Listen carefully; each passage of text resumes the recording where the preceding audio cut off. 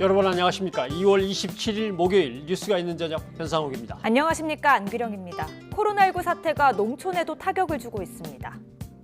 400년 역사의 부산 구포 5일장, 전국 최대인 성남 모란 민속 5일장, 대구의 매천동 농산물 도매시장 등 휴장이 이어지고 있습니다. 네, 농수산물의 판로가 막히다 보면 장기간 저장할 수 없는 잎채소나 어패류들은 폐기 처분을 피할 수 없으니 걱정입니다. 그렇습니다.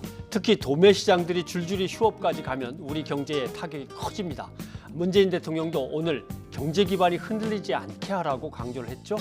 농수산물 유통 네트워크를 미리 점검하고 대비를 해놔야 됩니다. 네, 오늘 초대석에서는 중국 우한 지역의 신천지 활동을 폭로한 종말론 사무소 윤재덕 소장과 함께 중국 내 신천지 이야기를 나눕니다. 또 소통이 있는 저녁 소이저에서는 신천지에 몸담았다 탈퇴한 사람을 만나서 그 안에서 벌어진 얘기들을 들어보겠습니다. 네, 먼저 국내 코로나19 확진자 현황부터 정리하겠습니다. 확진자가 하루 사이 500명 넘게 늘어 1,700명을 넘어섰습니다. 김혜은 기자입니다. 코로나19 환자 수가 하루 사이 무려 505명 늘었습니다. 하루 확진자 수로는 역대 최대입니다. 대구 지역에서만 하루에 400명 넘게 확진돼 1,100명을 넘어섰습니다. 경북 지역은 28명이 늘어 증가폭은 다소 둔화됐지만 전체 환자 수는 345명으로 대구에 이어 많습니다.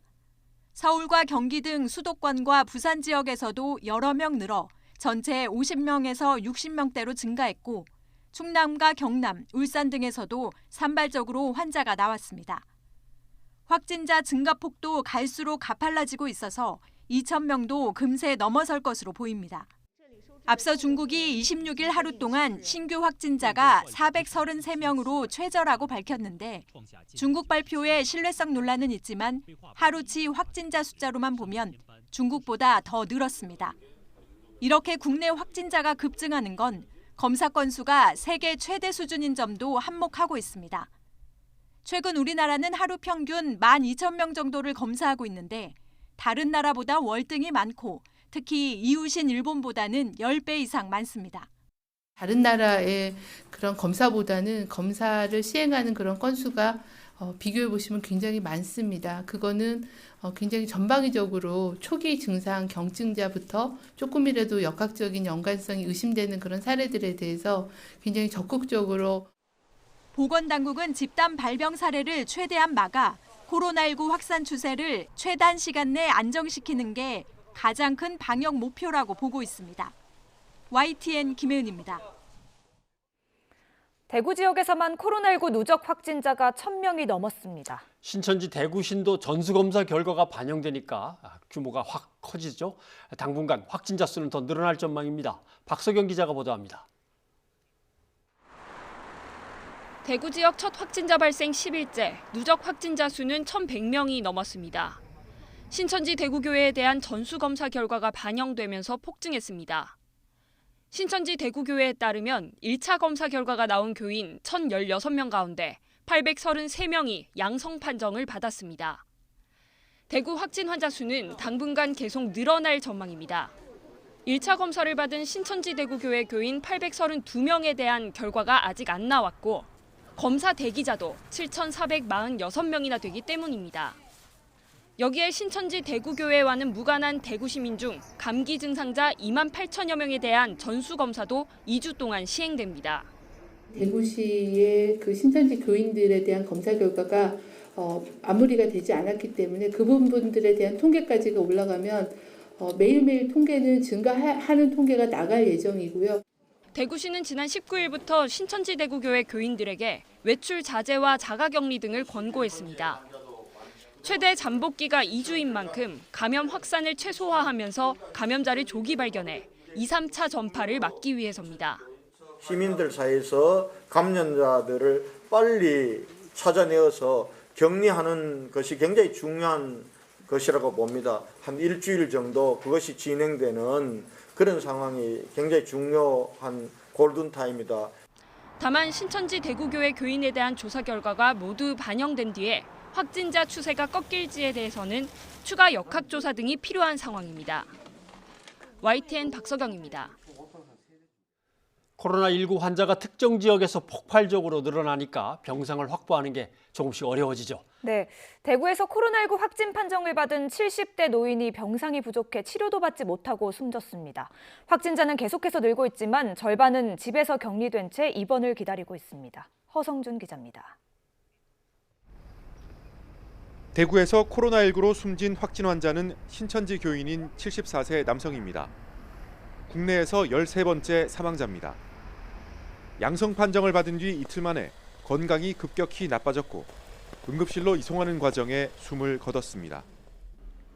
고령에다 신장 이식을 받은 적도 있지만 병실을 배정받지 못해 집에서 입원을 기다리고 있었습니다. 자가격리 기간 의료진에 의한 특별한 치료는 없었습니다.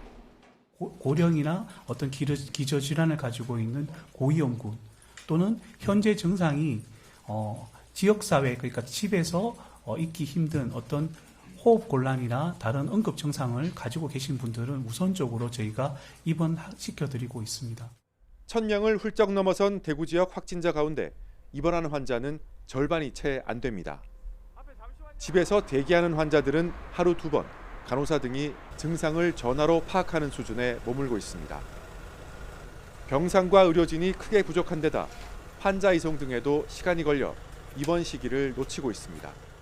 병원에서도 환자들을 입원시키기 위한 준비가 굉장히 까다롭습니다. 그렇기 때문에 한 병원에 병상이 있다고 해서 하루에 한꺼번에 많이 이렇게 입원시킬 수 있는 부분이 아닙니다.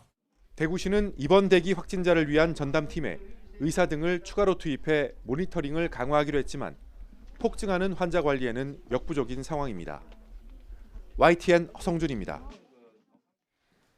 국내에서 코로나19 첫 환자가 발생하고 한 달여 만에 확진자가 1,700여 명으로 급증하고 있습니다. 정점이 언제가 될지도 관심인데요. 네, 아무래도 중국의 전파 속도나 감염률을 따져서 그걸 우리한테 대입시켜서 추산을 해봐야 되겠지만 다음 달 20일이 정점이라는 분석도 나옵니다. 한영규 기자가 보도합니다. 미국의 투자은행인 JP모건은 자체 모델을 이용해 한국에서 코로나19가 다음 달 20일 정점을 찍을 것으로 전망했습니다. 대구시 인구 240만 명 가운데 3%가 초기에 노출되고 중국의 2차 감염률을 적용하면 다음 달 20일 확진자가 10,000명에 도달해 정점에 도달할 것으로 분석했습니다. 국내 임상 전문가들도 비슷한 전망을 내놨습니다. 중국 우한의 사례를 보면 코로나19가 유행되기 시작한 뒤 60일 부근에 정점에 도달한 것으로 분석했습니다. 우리나라에서 많은 사람들이 이미 마스크도 쓰고 개인 위생을 하고 있기 때문에 아마 우한에서 갖고 있던 재생산 지수보다는 훨씬 더 낮아질 것으로 예상을 합니다. 앞으로 당분간은 환자 수가 늘어날 것이라는 겁니다. 정부는 아직 신중한 입장입니다. 자체적으로 분석은 하고 있지만 여러 가지 경우를 대비하고 있다는 설명입니다. 섣부른 예측이 지금 시점에서는 매우 위험할 수 있다고 판단됩니다. 오히려 지금의 확산 추세를 최단 시간 내에 안정시키는 것을 지상의 목표로 삼고 최선을 다하고 있다, 총력을 다한다라는 말씀을 드립니다. 정부의 방역 정책이 확산 속도를 늦추는 완화 정책으로 이행한 지금 국민들 각자가 어떻게 행동하는가에 따라 결과가 달라질 수 있습니다. 마스크 착용과 손 씻기 등 개인 위생을 철저히 하고 발열이나 기침 등 증상이 있을 때는 밖으로 나가는 것을 자제할 경우 최대 환자 수도 추정치보다 크게 낮아질 것으로 전망됩니다. YTN 한영규입니다.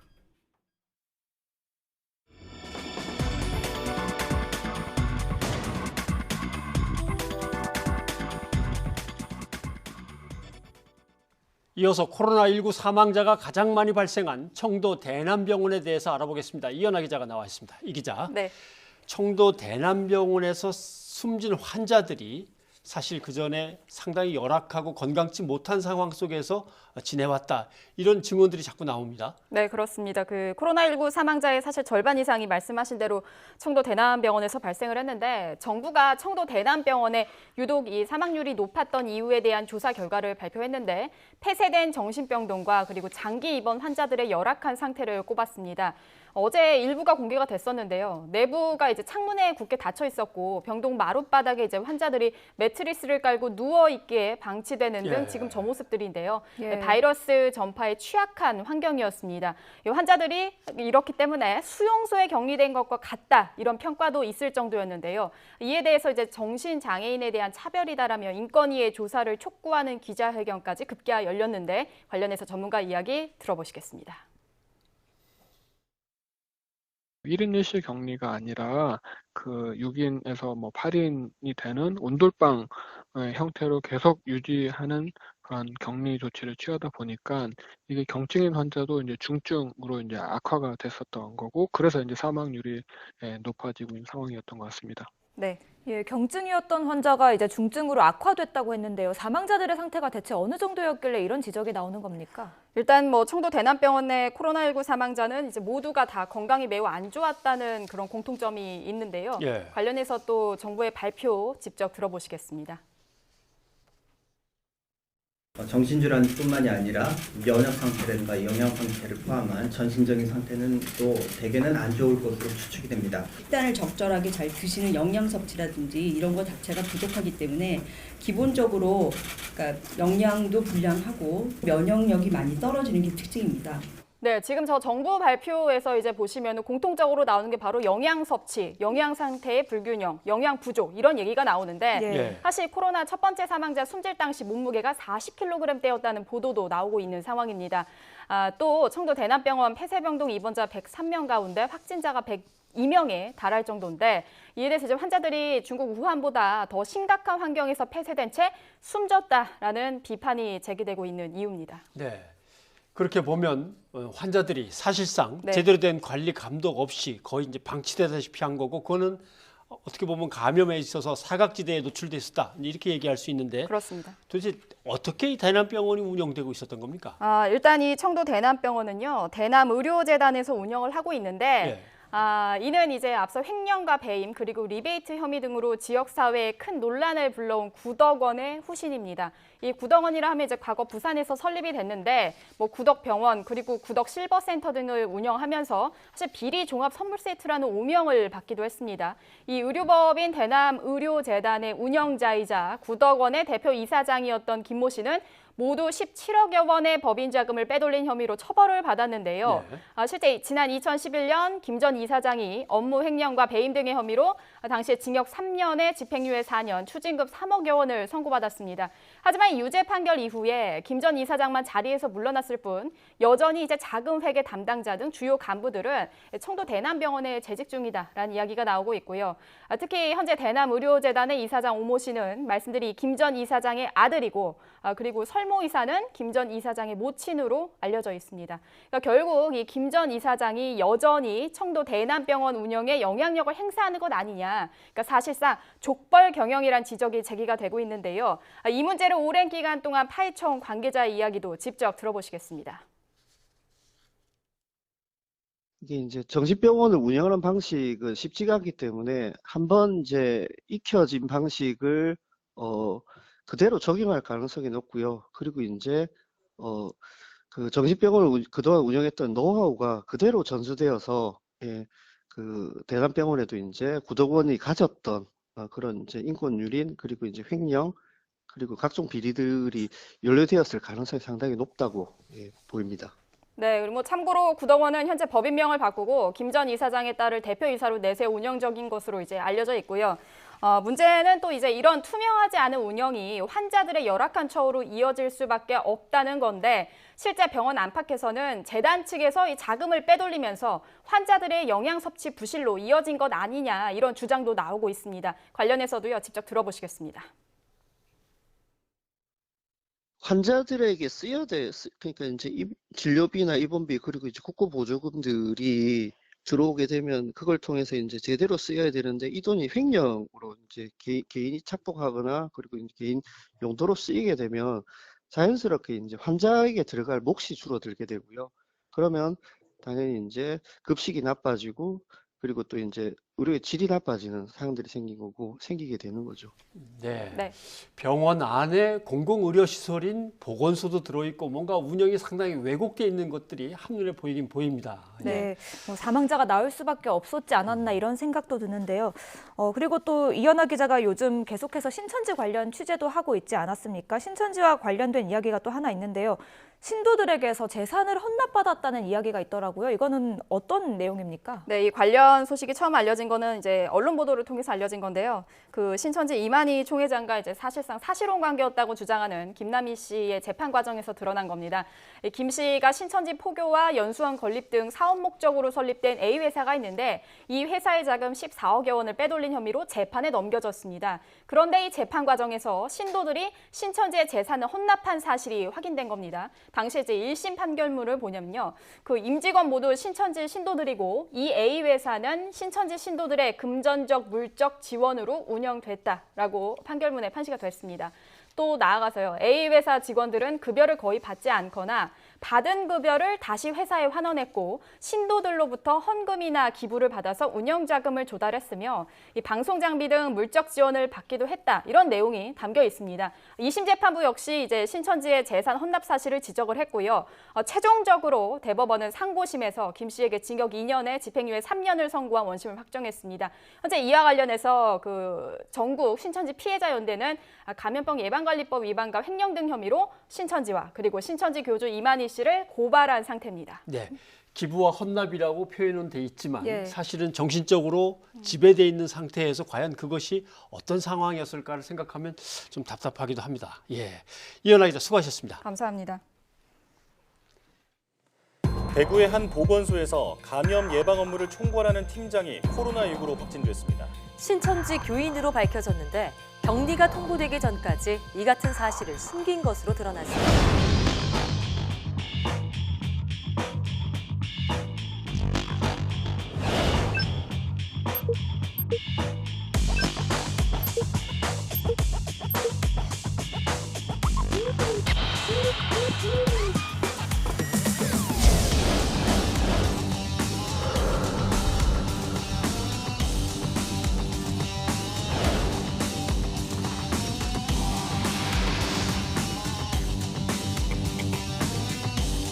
제가 어떤 모습이었는지 또 그런 기분이 더 있는 것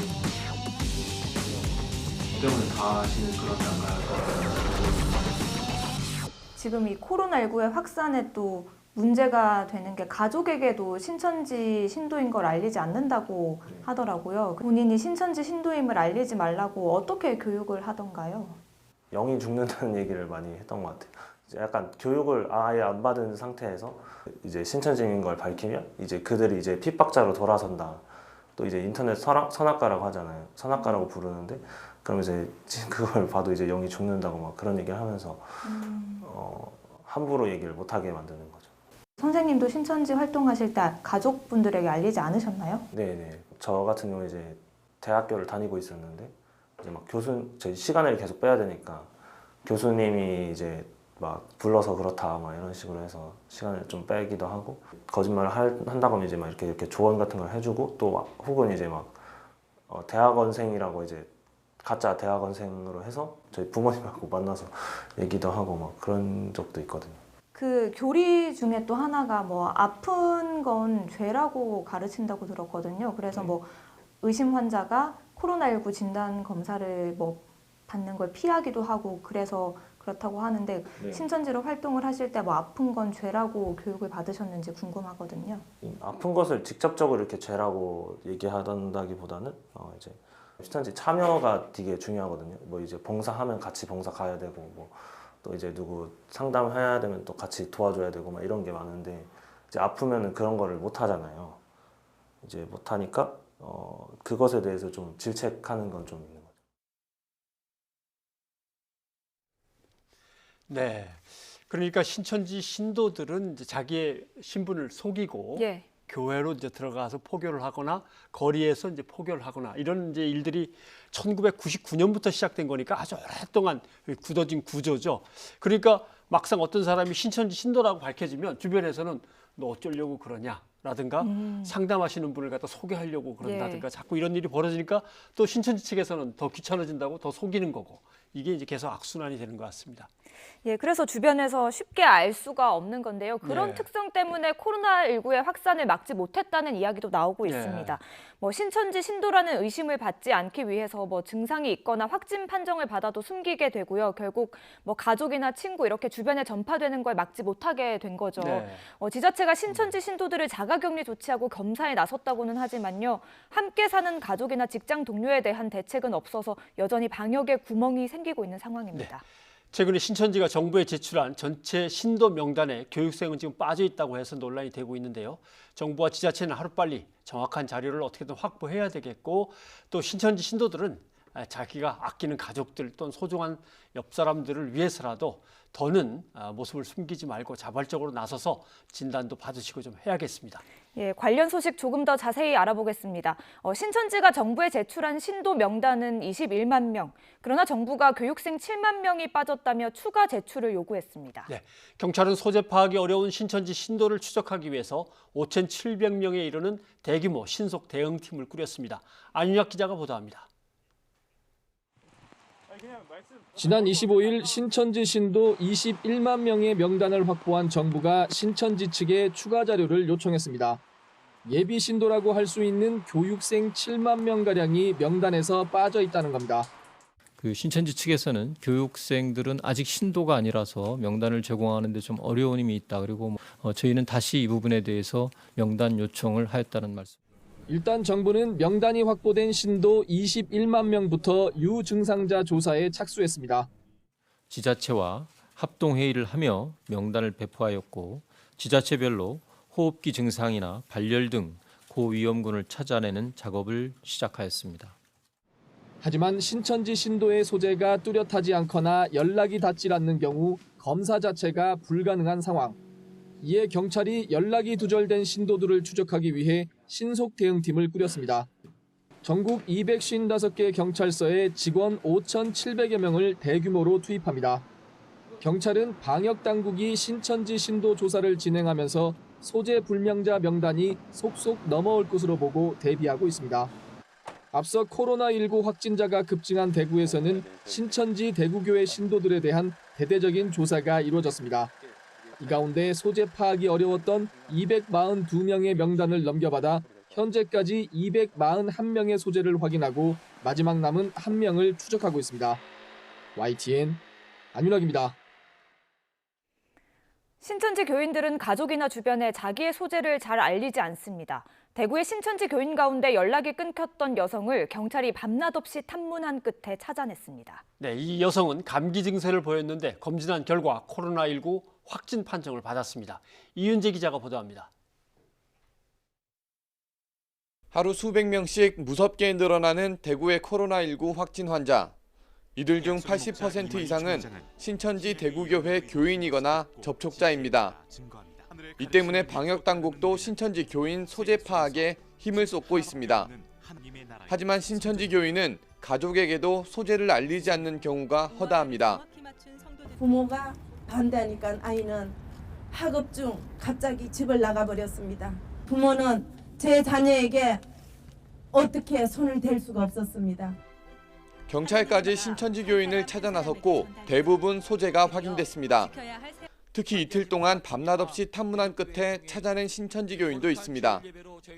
대구에서 마지막까지 연락되지 않던 3명 가운데 1명입니다. 우리가 낮에도 수차례 벨을 누르고 해도 이 사람이 전혀 반응이 없었습니다. 전화가 고장났대. 하나는 물에 빠져 고장났고 그 집에 있는 일반 전화기는 고장난 상태고 저녁 한 21시경에 가니까 뒤쪽에 불이 있어서 겨우 연락이 닿은 신천지 교인은 감기 증상을 보였고 검진 결과 확진 판정을 받았습니다. 예배에 갔다 온 적이 있느냐 신천지 관련해서 그러니까 다녀왔다. 지금 현재 상태는 어떠냐 하니까 감기균이 좀 있다. 신도 거부는 양성이 나왔고 자녀는 음성이 나왔습니다. 방역당국도 교인들이 스스로 건강을 지키려면 정부나 지자체와 협조하는 것이 무엇보다 중요하다고 강조합니다. 여러분들의 안전뿐만 아니라 우리 대구 시민 모두 국민 모두의 안전과 건강을 지키는 그런 기림을 정말 유념해 주시고 협조해 주실 것을 부탁드립니다. YTN 이윤재입니다. 그동안 신천지교회가 중국 우한에도 있었던 것이 아니냐, 그래서 코로나19와 연관된 것이 아니냐 하는 의혹이 불거지기도 했습니다. 그런데 어제 중국 내 신천지교회의 존재를 언급한 녹취가 공개돼서 파장이 일었습니다. 이 녹취를 공개한 종말론 사무소의 윤지덕 소장을 오늘 이 자리에 직접 모셨습니다. 어서 오십시오. 네, 반갑습니다. 안녕하세요. 어제 공개된 녹취록 하루 종일 시끄러웠고 오늘도 계속 그게 이제 화제가 되고 있습니다만 정확하게 이게 어떤 자리에서 누가 우한의 신천지 지파를 언급한 얘기인지 그걸 설명을 좀 해주셔야겠습니다. 네, 올해 2월 9일의 일입니다. 이때만 하더라도 확진자는 27명으로 이제 국가 방역망 안에서 코로나19가 잘 통제되고 있었던 상황이었습니다. 그런데 당일 부산 하단 회센터 옆에 있는 부산 야고보 지파 지성전에서 이제 장년, 부녀, 청년 도합 약 2,000명 정도의 신천지 교인들을 모아놓고서 부산 야고보 지파장인 김모 씨가 했던 설교 내용 중 일부를 제가 입수해서 공개했던 것이죠. 어제 저희가 이제 이현아 기자의 브리핑에서도 이 녹취를 들어봤거든요. 그런데 한 번 더 듣고 이제 이야기를 나누는 게 더 좋을 것 같습니다. 듣고 오시죠. 지금 중국 우한 편입자들이요. 거기가 우리 지교회가 있는 곳입니다. 근데 중국 지금 보니까 700명이 넘게 죽었잖아요. 확진자가 3만 명이 넘잖아요. 그 발원지가 우리 지교회 있는 곳이라니까. 우리 성도는 한 명도 안 걸렸어. 감사하죠. 우리가 딱 제대로 서 있으면 신앙 가운데 믿음 가운데 제대로 서 있으면 하나님이 지켜주시고 보호해주십니다. 제가 부산에 있을 때 저곳을 들려본 적도 있긴 한데 부연해서 설명드리면 부산에는 신천지 2개의 파가 있고 하나는 제주도를 담당하고 그게 이제 안드레라고 하고 저 지금 야고보는 이제 중국을 담당하는 그런 지파가 될 것 같습니다. 그러면 저 사람은 야고보의 지파장이네요. 우한에 우리 신천지가 있다라고 얘기를 하는군요. 네, 그렇습니다. 방금 들으셨듯 코로나19의 발원지인 우한의 신천지 지교회, 그러니까 지교회는 지파 소속 교회라는 뜻이거든요. 우한에 있는 신천지 교인들은 아무도 코로나19에 걸리지 않았다고, 그래서 믿음으로 바로 서 있으면 하나님이 지켜준다고 하는 그 지파장 설교 내용이었는데요. 그동안의 이제 신천지의 입장은 먼저는 우한에는 지교회가 폐쇄되었다. 그리고 우한 신천지교회는 중국 정부의 정책으로 인해 활동이 없다라고 주장해 왔습니다. 그러나 이 부산 야고보 지파장의 발언은 신천지 지도부가 그간 부인했던 두 가지와 정면으로 충돌하는 발언이 신천지 최고의 지도부들 중 한 명에게 나온 것으로서 의미가 있습니다. 그리고 신천지가 그간 우한과의 관련성을 전면 부인했던 것을 전면 제고해야만 하는 상황이 된 것이죠. 그렇군요. 그런데 이 녹취를 듣는 사람은요, 이 녹취가 올해 2월 9일에 이제 이야기를 했던 걸 담고 있다고 했는데 정말 올해 2월 9일에 이야기를 한 것일까? 그리고 이걸 어떻게 입수를 했을까? 이게 또 궁금하거든요. 여기에 대해서 어떻게 설명을 해주실 수 있을까요? 네, 제보를 통해서 받은 것입니다. 그러니까 신천지라는 조직이 크게 문제가 있고 이 문제에 대해서 안타깝게 생각하는 사람들이 신천지 조직 바깥에도 많이 있지만 안에도 많이 있습니다. 그래서 제가 믿을 만한 제보자로부터 건네받은 것이고요. 이제 당시 예배 실황을 현장에서 이제 녹음한 것을 저에게 전달해 준 것이죠. 근데 이제 신천지는 우리는 2018년에 중국에서 나름대로 이제 우한 지부도 세우고 하려고 했었는데 당국의 감시나 감독이 너무 심하고 해서 다 폐쇄하고 나왔다 이렇게 얘기했는데 지금 여기에서 언급하는 날짜들하고는 지금 안 맞는 거죠. 네, 그렇습니다. 정확히 말하면 2018년에 건물은 폐쇄되었지만 여전히 신천지의 교리를 믿는 사람들은 남아있다는 것이죠. 그리고 감염에서 중요한 건 사실 건물이 아니라 사람이고 사람을 통해서 이제 감염 경로가 연결되니까요. 그리고 2018년 6월 15일부터 온라인으로 전환했다고 이제 해명 자료에서 밝히고 있는데 중국 신천지의 활동 방식이 바로 온라인이거든요. 그래서 중국 신천지는 최근 중국 최대 SNS인 위챗에 위조 심리 상담방을 만들어서 포교 활동했던 것이 노컷 뉴스를 통해서 기사화되기도 했습니다. 그러니까 그간 우한 신천지 교회는 중국 정부의 정책으로 인해 활동이 없었다는 주장 또한 거짓으로 드러난 것이죠. 활동이 없던 게 아니라 온라인으로 전환된 것입니다. 그리고 이 중국 신천지의 온라인 활동은 지금도 이어지고 있습니다. 중국 우한에서 신천지 중국 교인들이 활발히 활동했음을 증거하는 자료가 두 가지가 더 있는데요. 하나는 저희 종말론 사무소가 가지고 있었던 2019년 3월, 4월 신천지 해외 포교 현황을 보여주는 내부 극비 자료가 하나 있고요. 다른 하나는 다름 아닌 이번 신천지 지도부의 해명이 또 추가 근거가 됩니다. 그 2019년 4월 우한 신천지 교회에는 10명이 추가로 입교해서 총 재적이 235명이라고 저희가 갖고 있는 자료가 보여주고 있고, 그리고 어제 신천지가 내놓은 해명 자료에서는 우한 신천지 교인 수가 357명이었습니다. 따라서 중국 정부의 압박에도 불구하고 가열찬 활동으로 122명이 증가했음을 알 수 있고, 이건 활동이 있다는 것을 증명해 주는 것이죠. 그리고 이 활동은 온라인뿐만 아니라 오프라인으로도 있다는 것을 오늘 오전에 사우스차이나 모닝포스트라는 홍콩 언론이 증명해 주었습니다. 뭐 오프라인에 있다는 걸 이제 증명이 됐다고는 하지만 신천지 측의 해명에 따르면 교회 건물은 없고 온라인으로만 예배를 진행한다고 했거든요. 그런데 아까 이야기를 해주셨던 것처럼 바이러스의 전파에는 사람과의 그 만남이 중요하기 때문에 그렇다면 이 명단을 확보하는 것도 굉장히 중요해 보이는데 어떻습니까? 네, 물론입니다. 그 신천지는 그 해명 자료의 마지막 문장에 다음과 같이 기재했습니다. 필요시 357명의 명단을 제출 예정이라고 기재했습니다. 그런데 저는 여기서 두 가지 단어가 너무 속상합니다. 먼저는 필요시라는 말은 지금 우리의 상황에는 적절한 말이 아닌 것 같습니다. 코로나 사태가 벌어진 이후부터 이 명단이 있어야만 감염 경로를 추적할 수 있다고 언론에서 정말 많이 다루었는데 이제 와서 필요시라고 하는 저 느긋함이 정말 속상하고요. 그리고 두 번째로는 지금 제출 예정할 때가 아니죠. 당장이라도 질본에 제출해서 해당 인원들의 출입국 내역을 확인해야 하고, 그래서 1월 22일 우한이 봉쇄되기 전에 우한을 빠져나와서 우리나라로 들어온 중국 우한 신천지 교인이 있는지 확인만 하면 됩니다. 신천지는 우한 신천지 교인 357명 명단 역시 질본에 서둘러서 제출해야만 합니다. 명단을 제출하면 출입국 관리는 다 알아서 우리 이쪽에서 파악하면 되는 거니까. 네, 그렇습니다. 그렇겠군요.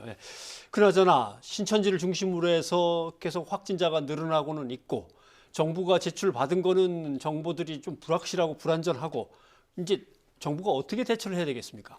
제가 정부 관계자가 아닌 입장에서 정부의 방향을 말하는 게 좀 어색할 수 자문을 있는데 좀 해주셔야 될 것 같습니다. 제가 조금 전에 이제 뉴스를 보고 왔는데요.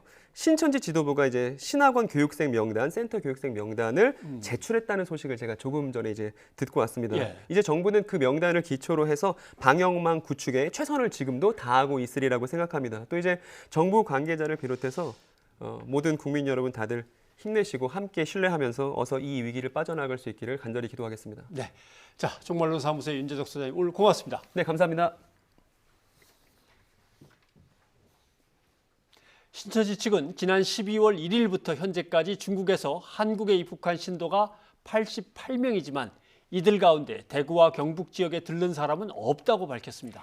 네, 신천지 측은 이 88명 가운데 49명이 현재 서울과 경기 지역에 체류하고 있고 39명은 다시 중국으로 출국했다고 밝혔습니다. 이와 함께 지난해 12월부터 2월 현재까지 중국 우한 지역의 신도 가운데 입국한 사람은 없다고 주장했습니다. 특히 중국의 우한교회라는 명칭은 있지만 실제 교회 건물이나 모임 장소는 없다고 거듭 주장했습니다. 네, 이런 가운데 중국 당국이 중국 내 신천지 신도들에 대해 조사에 나섰다고 홍콩 언론이 보도했습니다. 홍콩의 사우스차이나 모닝포스트는 중국 관련 신천지 전문가의 말을 인용해 이같이 전하고 코로나19의 확산 당시 한국을 방문한 신도들도 조사하고 있다고 설명했습니다. 사우스차이나 모닝포스트는 특히 중국 당국의 이번 조사가 지난달에 열린 이만희 교주의 친형 장례식과 관련된 사람들을 대상으로 하고 있다고 덧붙였습니다. 또 중국 내 신천지 신도들의 코로나19 감염 여부에 대해서도 조사가 진행되고 있다고 밝혔습니다. 신천지 교주 이만희 총회장이 정부에 거짓 자료를 제출하는 등 역학조사를 방해했다는 이유로 검찰에 고발당했습니다. 고발에 참여한 사람들은 신천지의 비협조 때문에 코로나19가 전국적으로 확산했고 신도 가족들의 감염 여부조차 알 수 없다며 철저한 수사를 촉구했습니다. 홍성욱 기자입니다. 교주 이만희를 구속하고 수사하라! 신천지교회 신도 가족들로 구성된 피해자 단체가 교주 이만희 총회장을 검찰에 고발했습니다. 코로나19의 확산이 신천지 교회의 비협조에서 비롯됐고 신천지는 교주가 절대적으로 지배하기 때문에 책임을 물어야 한다는 겁니다. 국가기관의 협조 요구에 거짓말과 은폐로 일관해온 신천지 교주 이만희를 업무방해와 감염법 예방법 위계에 의한 공무집행 방해로 구속하고 처벌하여 주십시오. 이들은 신천지 내부 총회에서 전체 신도수가 30만 명이라고 해놓고 정부엔 21만 명의 명단만 제출했다며 신도수를 축소했다고 주장했습니다. 1,500곳이 넘는 위장교회와 비밀센터 등 유관 장소도 제대로 공개하지 않고 있다며 정확한 정보 확인을 위해 신천지 본부를 압수수색해야 한다고 강조했습니다. 특히 가족이 신천지 교인이 된 후 연락이 닿지 않는 경우가 적지 않다며 가족의 신변을 확인해달라고 호소하기도 했습니다. 가출된 우리 자녀들이 어디에 있는지, 검진은 받았는지, 바이러스에 노출되어 코로나에 감염되지는 않았는지, 살았는지 죽었는지 도대체 알 수 없는 게 현실입니다. 앞서 이들은 지난 2018년 이만희 총회장이 신천지 자금을 유용해 경기 가평과 경북 청도 등에 있는 100억 원 상당의 부동산을 구매했다며 횡령 혐의로 경찰에 고발하기도 했습니다. 경찰이 지난해 불기소 의견으로 수원지검 안양지청에 송치했는데 경찰은 해당 사건을 면밀하게 재검토하고 있는 것으로 알려졌습니다. 검찰은 신천지 측이 초기 정부 역학조사에 협조했는지와 제출한 교인 명단이 실제 명단과 일치했는지 등을 검토한 뒤 본격 수사 여부를 결정할 방침입니다. YTN 홍성욱입니다. 네, 신천지 교주에 대한 고발 내용 들으셨는데 구체적인 고발 내용과 앞으로 검찰의 수사에 대해서 신장식 변호사와 함께 좀 자세히 알아보도록 하겠습니다. 어서 오십시오. 네, 안녕하세요. 이렇게 되면 신천지 이만희 총회장의 구체적인 일단 혐의 내용은 어떻게 되는 겁니까? 일단 이 코로나19 사태와 관련해서는 감염병 예방법 제18조 3항 2항 부분에서 역학조사에서요. 예. 고의적으로 사실을 누락 은폐하는 행위를 한다거나 또는 거짓 자료를 제출했을 경우 2년 이하의 징역, 2천만 원 이하의 벌금에 처해질 수 있습니다. 그것이 오늘 고발에서 하나의 축이고요. 또 한 축은 아까 리포트 맨 마지막에 나왔던 횡령 그리고 부동산 실명법 위반 관련된 요 두 가지, 크게 보면 두 가지 혐의로 오늘 고발을 한 것으로 알고 있습니다. 그것은 신천지 관련 시설들을 짓거나 하는 부동산. 과정에서의 문제인 것 같군요. 예, 그러면 이 고발을 한 주체가 전국 신천지 피해 연대라고 하는데요. 어떤 곳입니까? 신천지를 상대로 소송을 제기한 게 또 이번이 처음이 아니라고 하던데요. 네, 그렇죠. 신천지의 포교 과정에서 피해를 입은 분들이 모여 있는 전국적으로 또 신천지 교회는 지파별로 또 다 지역별로 파벌이 있기 때문에 그것을 전국 모임인데요. 사실은 여러 판결들이 있는데 이 신천지 교회의 이 전도 방식이 개인의 불안 심리 등을 이용하여 사실상 자유의지를 박탈한 상태에서 신도가 되도록 유도했기 때문에 이런 과정에서 가족이나 기존 지인들과의 관계 단절 내지는 악화 그리고 피고 교회, 그러니까 신천지 교회에서 탈퇴하기까지 배신감과 자괴감 등의 정신적 고통을 받았다라고 인정한 판결들이 있습니다. 즉 전도 방식이나 이 교회 운영 방식 자체가 종교의 자유로는 보호할 수 없는 정도에 이르렀다라고 해서 그렇게 가족들을 그런 피해자가 된 이런 분들이 모여 있는 곳이죠. 그러면 결국 종교의 자유 이 문제가 아니라 이미 반사회적인 양상을 보이고 있는 거다라는 아마 판결인 것 같습니다. 판결문에는 그렇게 적시되어 있습니다. 그러면 이제 고발이 접수되면 검찰의 수사는 이제 어떻게 진행이 돼야 됩니까? 사실 검찰로서는 굉장히 곤혹스러운 사건일 수 있습니다. 사실 종교와 이단이고 뭐를 떠나서 어쨌든 종교와 현실의 검찰력이 이렇게 부딪혔을 때 그래서 결과적으로는 이제 뭐 압수수색을 한다든지 또는 필요한 경우 인신구속을 한다든지 할 수는 있을 텐데 특히나 이 감염병법을 위반하는 거짓된 고의적으로 사실을 누락 은폐하는 행위를 했을 경우는 감염병법을 위반하는 것뿐만 아니라 사실은 위계에 의한 공무집행 방해 혐의도 있습니다. 공무집행을 실제로 방해하는 거죠. 이것은 거짓말을 해서 그럴 경우에는 실제로 압수수색 내지는 인신구속까지도 이를 수 있다라는 점을 저는 신천지 측에서 빨리 인지를 하시고 거기까지 가기 전에 좀 적극적으로 협조하는 모습이 지금 이 문제를 그나마 원만하게 풀 수 있는 방법, 지금이나마 풀 수 있는 방법이지 않을까 싶습니다. 그러면 감염병법을 위반한 거는 대개는 벌금 정도인데 지금 전국적인 이런 위기 상황에서 국가가 위기 관리에 나섰는데 그걸 방해한 거는 이거는 인신구속 예, 뭐 압수수색 일단 압수수색을 해서 저는 뭐 인신구속까지 이르기 전에 압수수색을 통해서라도 위계에 의한 공무집행 방해 혐의가 있을 수 있거든요. 지금 그런 소지가 있기 때문에 명단을 빠르게 확보하는 것이 굉장히 중요하다. 그래야 이 역학조사가 실제로 왜 청도 대남병원에서 대남병원이 질병의 클러스터가 됐고 신천지 교회가 클러스터가 됐는지 이 부분을 밝혀내야 그래야 그다음 전파되는 걸 막을 수 있기 때문에 이 부분에 대해서는 빠르게 이 명단 확보하는 게 중요하다. 근데 계속해서 고의로 뭔가를 누락하고 있다라는 혐의들이 자꾸 보이니까 뭐 이렇게 명단 제출에 대해서도 뭐 혐의를 적용할 수 있다 이런 얘기도 해주셨는데요. 뭐 또 다른 신천지에 대해서 여러 문제가 드러나고 있습니다. 앞으로 뭐 수사가 계속 진행이 된다면 또 어떤 혐의들이 적용될 수 있다고 보십니까? 일단 저는 그 민사소송을 면하기 어려운 부분들이 있습니다. 지금 뭐 감염병법의 문제뿐만 아니라 이 과정에서 지금 이들이 왜 그 소위 뭐 추수꾼이라고도 얘기를 하고 이렇게 은폐되어 있는 분들의 명단을 내지 않는 전도 방식과 그 교회를 운영하는 방식 자체가 지금 재판부에서 이것 자체가 문제가 있다. 종교의 자유를 넘어섰다라고 하는 판단을 하고 위자료를 지급하라고 하는 판결들이 나오고 있거든요.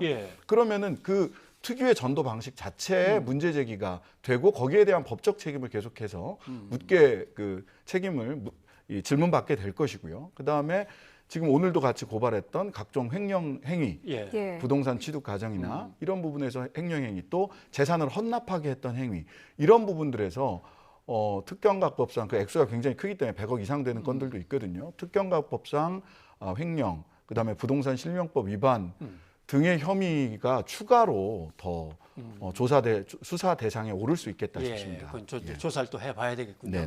그런데 신천지 측도 어떻게 보면 좀 답답한 상황입니다. 그렇습니다. 뭐 전염병에 자기들도 피해자이기도 하고 어떻게 보면 그건 또 국가가 보호할 우리의 국민 중에 한 사람이기도 한데 전염병에 대해서도 자기네가 다 뒤집어 쓴 듯한 느낌을 받을 것이고 또는 어찌 보면은 조직이 완전히 이제 무너지는 그런 상황일 수도 있는데 우리도 정말 피해자다라고 하는 나름대로의 어떤 해명이 이해는 가는데 전염병, 이 코로나19와 관련해서도 신천지에게 책임을 물을 수 있는 겁니까?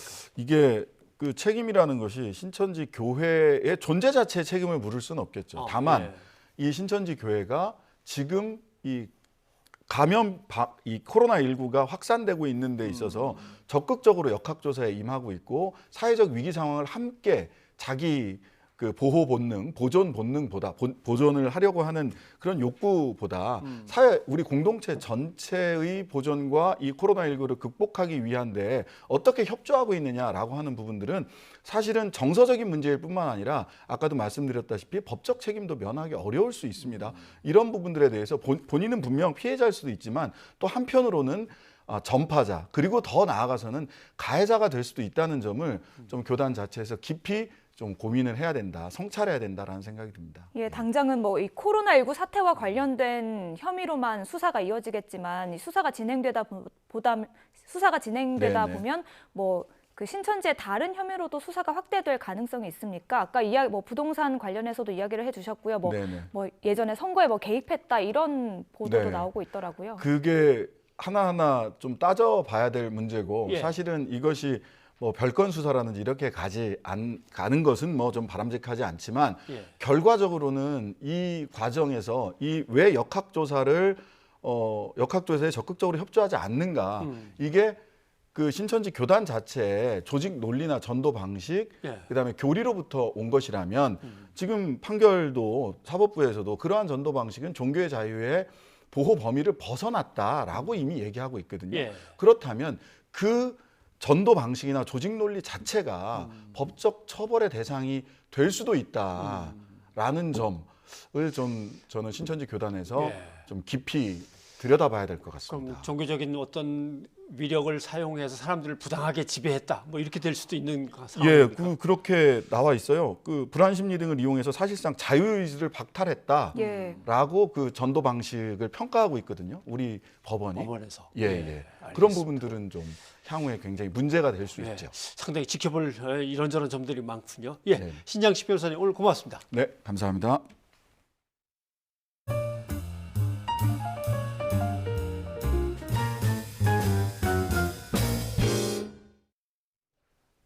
마스크 구하기가 점점 더 어려워지자 정부가 전국의 우체국과 농협, 약국에 매일 마스크 350만 장씩 공급한다고 밝혔습니다.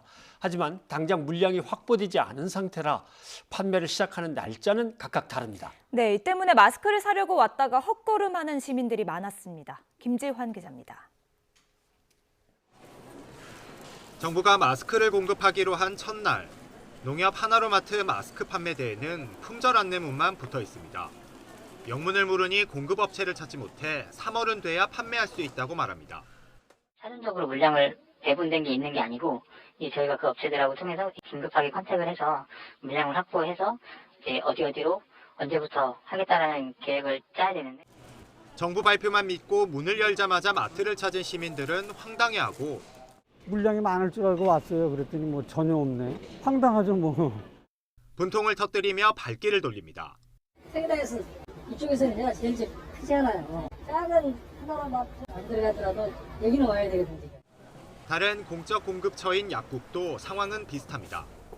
취재진이 직접 마스크를 사려고 약국이 몰린 서울 종로 5가 일대를 돌아다녔지만 구할 수 없었습니다. 약사들은 아침부터 문의가 잇따라 일하기 힘들 정도라고 호소합니다. 구매 관련 협의를 했는데 구매 협상이 결렬되었다고 마스크 있어요, 뭐 있어요 환청이 들릴 정도로 약국은 지금 전혀 내용을 모르고 판매 시작 전날부터 홈페이지가 마비됐던 우체국 쇼핑몰은 여전히 접속자가 몰리고 직접 우체국을 찾았다가 물건이 없다는 얘기를 듣고 빈손으로 돌아가는 사람도 적지 않습니다. 판매가 시작돼도 이렇게 서울 시민은 구매가 힘들다고 안내하고 있습니다. 도심이나 이런 데보다는 그 농어촌 중심으로 저희가 판매를 할 계획이거든요. 그런 데가 이제 이 구입이 좀 어려우니까. 정부가 공급 체계를 갖추고 있다고 다시 설명했지만 물량 확보도 하지 않은 채 섣부르게 발표하면서 국민 혼란을 더욱 키웠다는 비판이 거셉니다. YTN 김지환입니다. 네, 들으신 대로 약국과 우체국, 농협에서 마스크를 사려고 해도 마스크를 구할 수 없었던 것은 정부가 물량 확보와 실제 공급을 제대로 구별하지 않고 미리 발표한 탓도 있습니다. 네, 마스크 생산업체와 이제 계약을 마무리하는 단계이기 때문에 배송에 하루 이틀이 더 걸리겠고요. 공급이 안정화되는 것은 다음 달 초에야 가능할 것으로 보입니다. 김평정 기자입니다. 정부는 마스크 공적 판매를 발표하며 350만 장을 당장 시중에 팔 수 있을 것처럼 말했습니다. 일반 소비자 구매를 위하여 우체국, 농협 및 약국 등을 통하여 매일매일 350만 장을 공급할 예정입니다. 보도자료에서도 27일 오후부터 구입 가능하고 28일부터는 본격적으로 판매하겠다고 강조했습니다. 하지만 실제로는 공적 판매 첫날에 농협과 우체국은 33만 장 정도만 대구 경북 지역에서 판매했고 약국에는 그나마도 물량이 공급되지 못했습니다. 17만 4천 매를 대구 경북 지역에 입고를 해서 오늘 2시부터 좀 판매를 시작을 했습니다. 저희 우체국 네트워크를 통해서도 대구 청도 지역에 오늘 15만 매가 이미 나가고 있습니다. 사실 정부가 공적 판매를 발표한 당일에 확보한 마스크 물량은 하루 500만 장 목표에 가까운 486만 장이었습니다. 하지만 이건 계약일 뿐 실제 생산에 들어가 소비자가 찾는 판매점까지 유통되는 데 걸리는 시간은 최소 하루나 이틀이 더 걸리는 겁니다. 식약처장도 전날과 달리 유통에 시간이 더 걸린다는 설명을 거듭 강조했습니다. 계약이 확보돼도 그게 실제로 출고가 되기 위해서는 포장도 해야 되고 또 그게 유통 배송돼야 되기 때문에 실제 계약된 물량하고 실제 출고돼서 소비자의 손에까지 가는 물건에는 차이가 있을 수밖에 없습니다.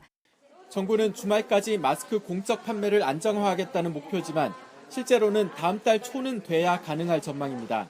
정부는 이번 조치로 확보된 공적 물량이 국민 여러분들께서 최대한 빨리 전달될 수 있도록 최선의 노력을 기울여 나가겠습니다.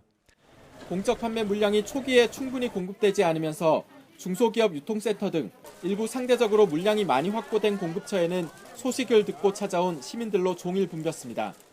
정부는 공적 판매가 아닌 민간 판매 마스크도 매점 매석 여부와 가격을 지속해서 점검할 방침입니다. YTN 김평정입니다.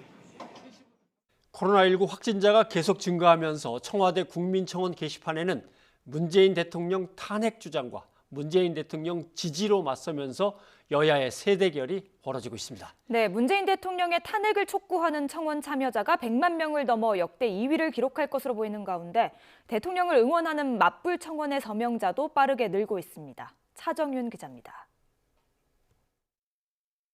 문재인 대통령의 탄핵을 촉구하는 국민청원 글이 마감 시한 일주일을 남기고 100만 명의 동의를 얻었습니다.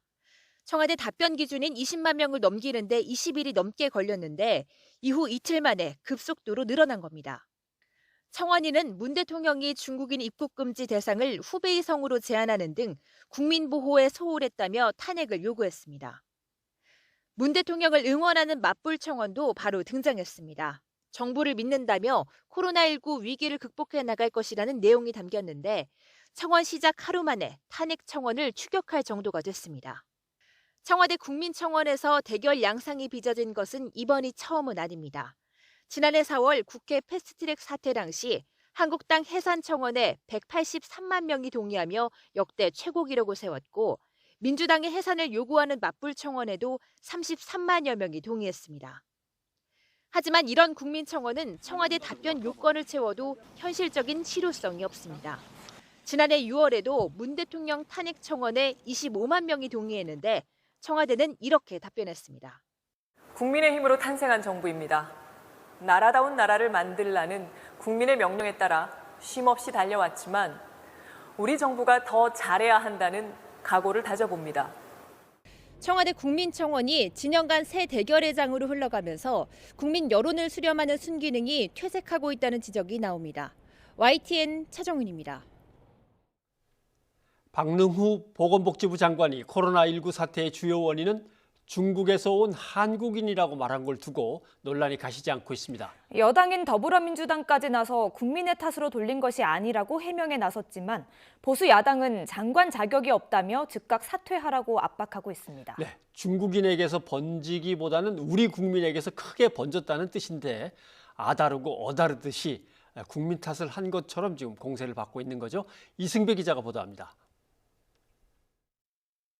그 보건복지부 장관은 자기나 보건복지부 입장을 주장하고 관철시켰으면 이러한 사태가 왔겠습니까? 가장 큰 원인은 중국에서 들어오는 우리 한국인이었습니다. 애초부터 우리나라 발생지가 우리나라입니까?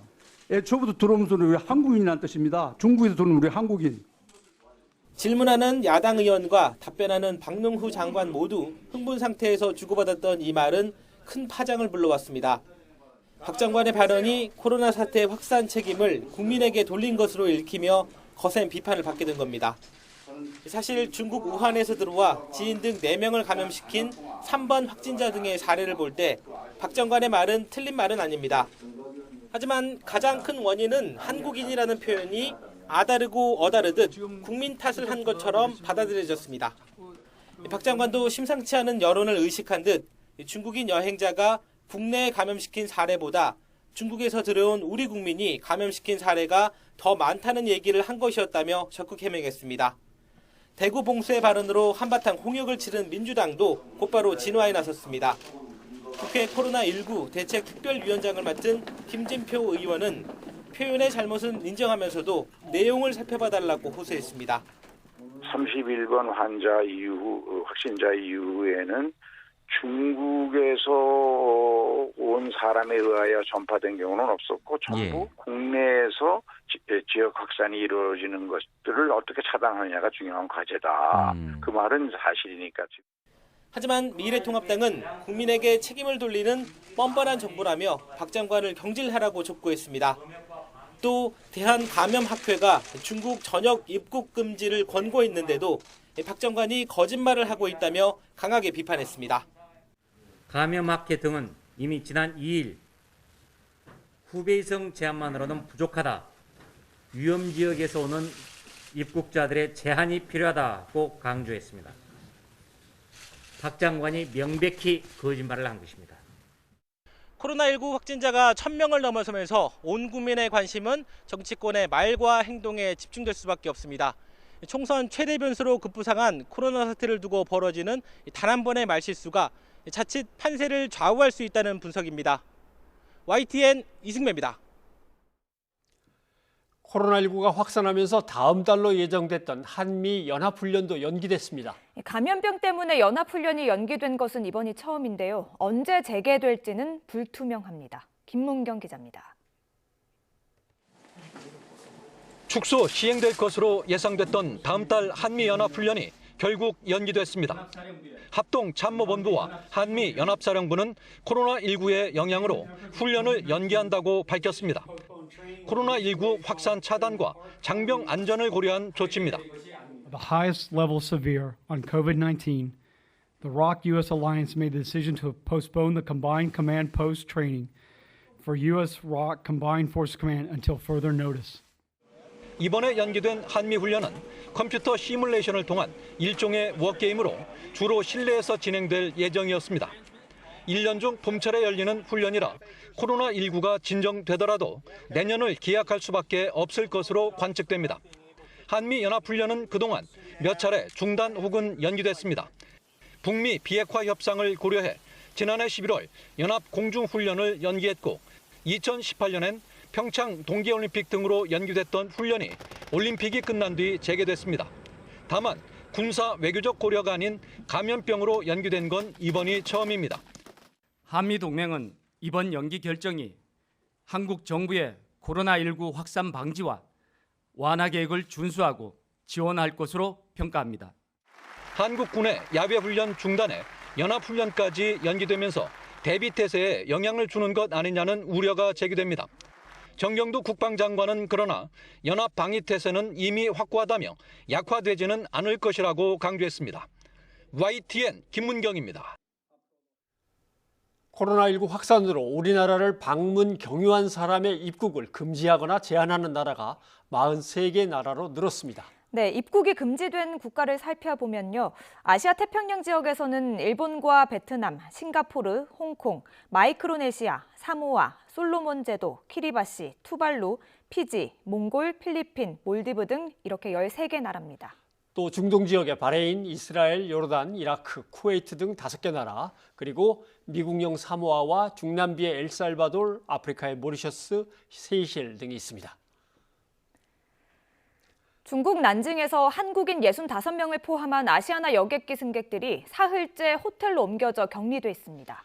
우리 국민 1명은 발열 증세를 보여 격리 기간이 길어질 것으로 예상됩니다. 네, 난징의 지역 매체들은 당초 격리의 원인이 됐던 중국인 발열 승객들은 2번에 걸친 코로나19의 검사 결과 1차에서 양성 판정을 받은 1명을 포함해 3명 모두 음성으로 최종 판정을 받았다고 전했습니다.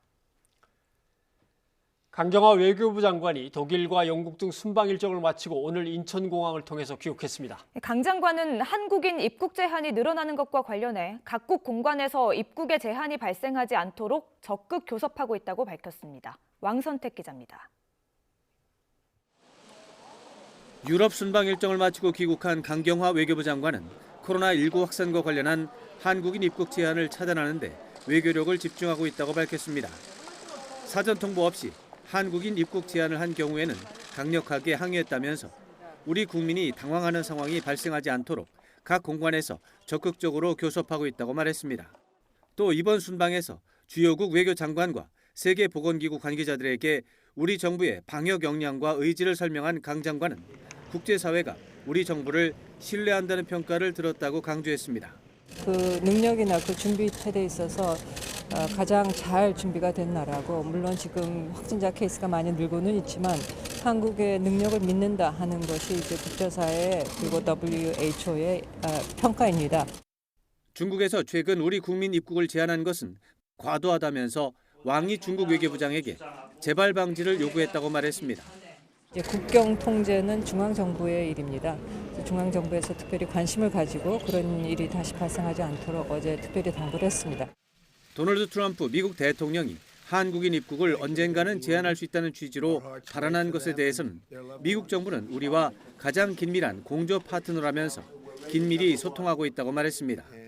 이와 관련해 조세영 외교부 제1차관은 스티븐 비건 미 국무부 부장관과 전화 통화를 갖고 코로나19와 관련한 우리 정부의 검진 역량과 확산 차단 의지 등 대응 조치를 설명했습니다. 그러면서 한미 양국 교류를 불필요하게 위축시킬 수 있는 과도한 조치를 자제해 줄 것을 요청했습니다. 한편 이태호 외교부 제2차관은 중앙재난안전대책본부 브리핑에서 코로나19 확산으로 우리 정부가 위기 경보 단계를 심각으로 상향 조정하면서 세계 각국의 입국 제한 조치가 이어지고 있다면서 불편을 겪게 된 데 안타깝고 송구하다고 말했습니다. YTN 왕선택입니다. 코로나19의 확산 사태가 이어지는 가운데 일본 정부가 초중고교에 다음 주부터 휴교에 들어갈 것을 요청했습니다. 일본 정부의 이번 요청은 학교 등 많은 사람이 모인 장소를 중심으로 집단 감염이 이뤄질 가능성을 막기 위한 조치로 풀이됩니다. 네, 이번 휴교 조치는 다음 달 2일부터 시작해 봄방학이 끝나는 다음 달 말까지 약 한 달간 이어질 것으로 보입니다. 이에 앞서 홋카이도 지방정부는 전국적으로 가장 많은 감염자가 도내에서 발생하고 학교를 중심으로 바이러스가 확산한 것으로 나타나면서 지자체로는 처음으로 1,600개 초중고교에 일주일간 휴교 조치를 내린 바 있습니다. 네, 이제 시청자들께서 보내주신 여러 가지 제안들 한번 보겠습니다. 코로나19 사태와 관련해서 많이들 보내주셨는데 0181님, 코로나19 때문에 온 나라가 패닉 상태입니다. 하루빨리 진정돼야 할 텐데요. 라고 걱정해 주셨습니다. 네, 2813님도 걱정 보내주셨는데요. 점점 더 심각해지네요. 빨리 백신이 개발돼 사망자들이 발생하지 않았으면 합니다. 네, 이렇게 보내주셨습니다. 네, 9330님도 도무지 끝이 보이지 않는 이 상태가 언제쯤 끝이 날까요? 국민의 불안과 불만은 높아져만 갑니다. 해주셨고요. 예, 신천지 관련한 의견도 들어왔는데요. 9866님, 선하게 살기 위해 하는 종교 활동을 누군가에게 숨겨야 한다는 것을 어떻게 이해해야 할까요? 하셨습니다. 네, 7511님, 신도들이 처음에 어떻게 감염됐는지라도 밝혀졌으면 좋겠습니다. 병마와 싸우는 모든 분들 응원합니다. 라고 해주셨습니다. 예, 그리고 의견 보내주신 모든 분들 고맙습니다. 코로나19 확진자가 계속해서 늘어나고 있습니다. 유증상자 검사가 대대적으로 실시되니까요. 당분간 이런 증가세는 좀 이어지겠죠? 그렇죠. 매일 수를 헤아리는 걸 이제 넘어서서 확산의 진원지인 대구 신천지 교회에 대한 검사가 하루빨리 마무리돼야 됐으면 좋겠고요. 그래서 이 고리를 끊어내는 게 중요합니다. 너무 불안해하지만 마시고 개인 위생 철저히 하시면서 조심하시면 될 것 같습니다. 네, 오늘은 플랫9의 꺼내줘요라는 노래 들려드리겠습니다. 내일은 더 괜찮아질 거라는 생각으로 버티자는 노랫말이에요. 그런 노랫말이군요. 네, 저희는 내일 다시 뵙겠습니다. 여러분 고맙습니다.